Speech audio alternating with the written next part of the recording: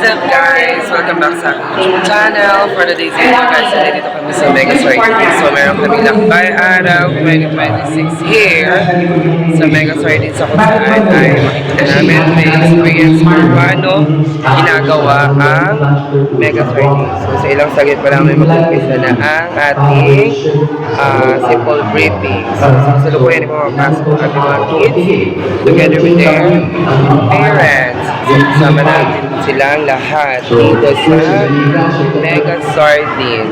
So maya meron po guys, we're here na sa Mega Sardines. So for today's video guys ay makikinig kami ng lecture kung paano nagsimula ang sardines. At I hope na marami kami matutunan ngayong araw. So guys, tapos na kami makapag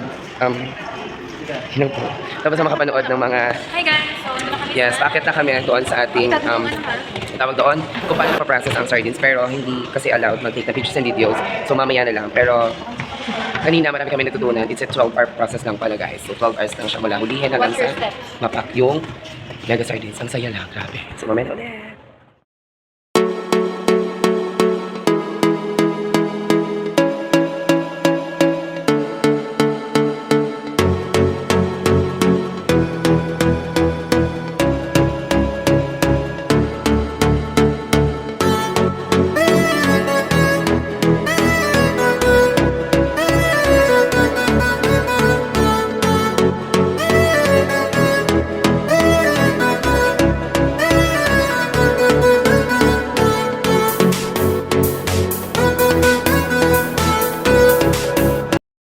Guys, naikot ko na kayo dito sa loob kanina. So parang hanggang dito lang ata pwede mag-take ng pictures and videos kasi mamaya is hindi na pwede. Iikot ko kayo dito. Tara, samahan nyo ako. So ito yan siya. Yan. Nandito yung iba nating parents and kiddos. Ano? Dito yan sila. Pinaprocess. Hi! That's Marlon. So dito yan sila pinaprocess guys. So ito yung ibang parts na meron makikita siguro sa mga nauna na gamit ang ginagamit dito sa Mega Sardines. And ayun yung mga ano dito guys. Ang lamig! Yung mga ganito. Yung mga ganito makikita guys here. Ito malambot siya. Ito yan siya. Ito siya yung nangunguha ng ano. Happy birthday! Happy boy, magpipicture ka ba? Para yan siyang tunay. Gawa na lang yan siya ng paraan. Dami. Madami yan siya. So, meron siya ganito guys. Like this.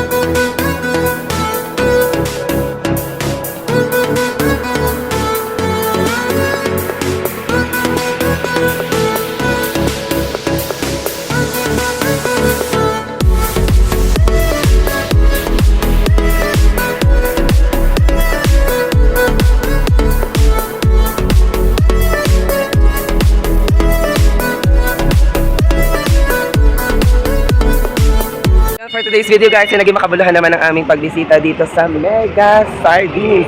Grabe, marami kami natutunan. It's a first stop namin na may natutunan naman sa process and sa paggawa ng sardines. It's a 12-hour catching pala from pagkuha ng isda hanggang sa maripak siya. Nakaka-amaze lang. Sobrang saya. Dito lang yan sa Mega Sardines. So yun guys, para sa part 2 ng ating educational field trip, Lakbay Araw 2026, ready naman tayo sa simbahan ng Padre Pio. So magsisimba muna kami ang lahat bago mag-lunch. Magsisimba muna kami bago mag-lunch and Ayun, nandito lang sila sa likod. So, i-paint ko lang sila. Mas grabe, ang ganda dito. Ang solemn ng place. And ngayon ako nakabalik. Alam niyo ba guys, share ko lang ha. Nakasimba ako dito, first time. Noong ako ay 4th year college na. So ako nag-OJT. And nung nagsimba ako dito siya guys, estudyante ko pa lang to siya. Ngayon ko teacher ko na. O diba? Ngayon ako nakabalik. So ito yung pinakamaganda naming staff sa Ate Choki guys. So hi guys, please subscribe and unsubscribe. Ay mali, hindi yan siya maganyan. So yun guys. Ayan yung sila, naglalakad sa likod yan sila. Ayan. Simba-simba lang kami ng kaunti guys. Babawas lang ng ating sila. At syempre magpapasalamat pa rin. Kasi ligtas kami nakarating dito kay Padre Pio. And then kakain na sa Jollibee. And then another stop. And ito yun si Mama Mary. Mama Mary loves you. Ha? Si Mama Mary yan. Mama Mary loves you. Ano yung patron? Ano ko Mama Mary? Mama Mary loves you. Mama Mary love Ate Choki. Ay, ang mahal ba rin Mahal na Birhen ng Lourdes. So yun guys, mamaya ulit. Guys, for today's video, ay tapos na kami simba dito kay Padre Pio. Buo na. So ito, nakabida ako ng souvenir ng holy water. So I'll give it to my mother kasi need niya to So, paggagamitan siya nito. So this has a purpose.